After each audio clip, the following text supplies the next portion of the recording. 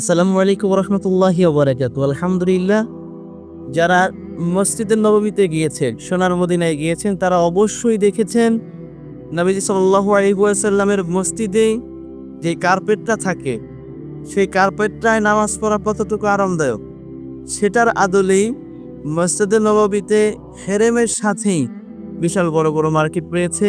সেই মার্কেট থেকে আলহামদুলিল্লাহ যে একটি জায়নামাজ আনা হয়েছে, এই জায়নামাজটি মসজিদুল হারামের মসজিদে নববীর সাথে লাগানো যে সমস্ত কার্পেটগুলো থাকে, সেই কার্পেটের আদলেই সেই কার্পেট থেকেই করা।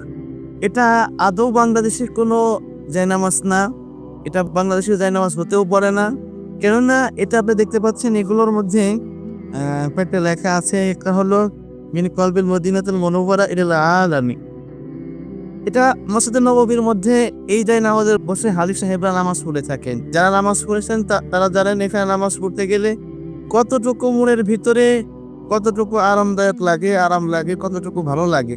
সেই ভালোবাসার দিক থেকে হাজিদের হাত ধরে এই জায়নামাজটুকু বাংলাদেশে আমরা নিয়ে এসেছি আলহামদুলিল্লাহ।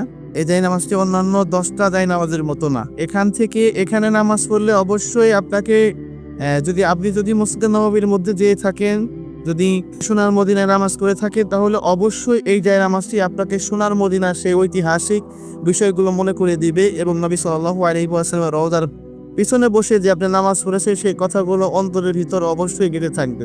এই জন্য যারা দেখছেন বা যারা দেখবেন, যাদের এই সমস্ত জায়নামাজে নামাজ পড়ার আগ্রহ প্রকাশ করছেন, যারা মসজিদে নববী ফিল নিতে চান, তারা অবশ্যই আমাদের সাথে যোগাযোগ করবেন। ইনশাআল্লাহ আমরা অবশ্যই আপনাদেরকে মসজিদে নববীর ফিল দেওয়ার জন্য সেই সোনার মদিনা থেকে একেবারেই সেই সোনার মদিনার জায়নামাজটা আপনাদের হাতে আমরা পৌঁছে দেব ইনশাআল্লাহ। আসসালামু আলাইকুম।